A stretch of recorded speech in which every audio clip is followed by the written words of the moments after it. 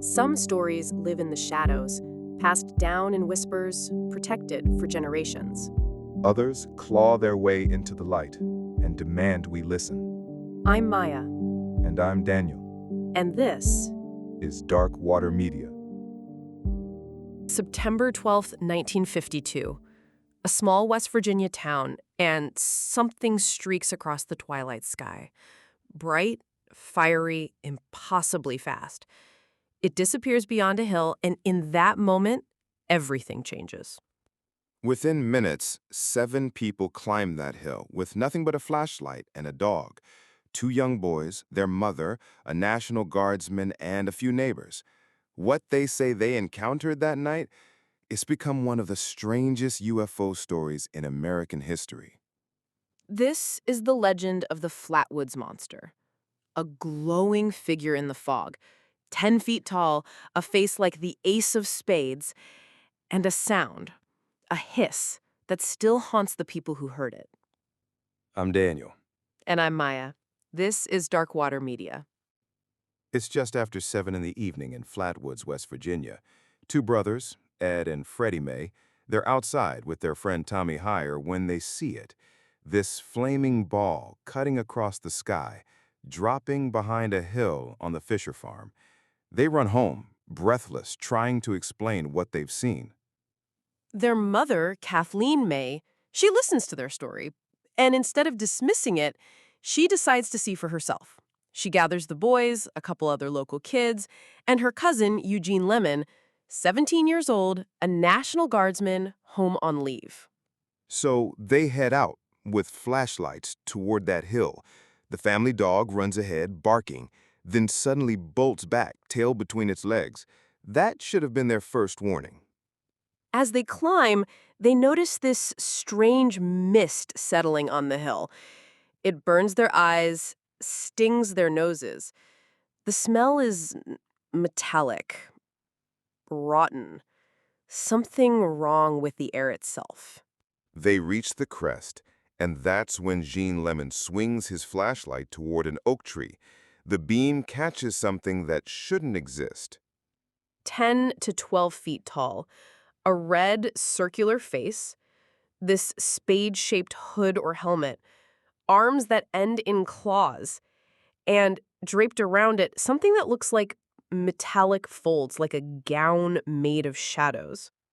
But it's the eyes that get you, not just reflecting the light, glowing, like they have their own power source. The thing makes this sound, a mechanical, reptilian hiss. Then it starts moving towards them, completely silent except for that hiss. Gene screams and falls backward, the flashlight drops, and everyone runs. Back in town, they're visibly shaken. The boys are nauseous, eyes streaming. One of them had wet himself. Kathleen May's voice is trembling as she tries to describe what they saw to anyone who listened. The sheriff and his deputy, they're on that hill within hours.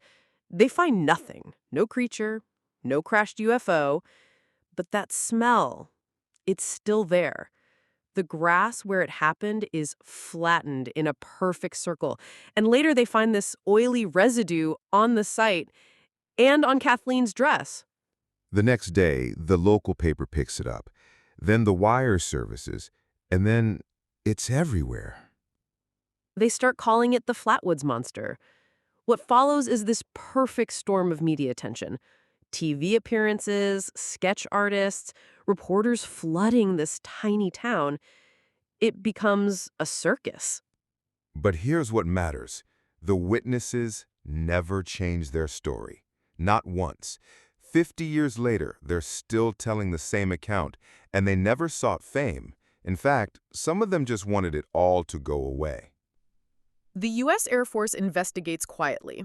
Project Blue Book files it away as a meteor, a fireball that was seen by people in 3 states that night. And the creature? Their official explanation? Probably a barn owl. I know it sounds ridiculous, but the theory actually fits. A startled owl perched on a branch, glowing eyes reflecting light, hissing, claws visible, the whole silhouette framed by branches. Fear and darkness can distort what we see. Still, some details just won't settle. The glowing red face, that sulfuric mist, the way their hearts were pounding hours later, the fact that none of them, not one, ever took it back. In time, the tarot faded, but the story, it stayed. Flatwoods embraced it, built museums, held festivals, painted murals. They even named their town mascot Braxton. It became folklore. And like all good folklore, it lives in that space between what we can explain and what we feel in our bones. If you've ever stood under stars and felt watched, if you've ever seen something you couldn't explain and chose to keep it to yourself, this one's for you. And if you've got a story, no matter how strange, no matter how uncertain you are about it, we'd love to hear from you.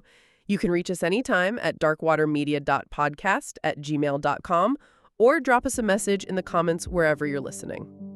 If this episode gave you chills, share it with someone. Leave us a review, subscribe. Help us keep these stories alive. We'll see you in the dark.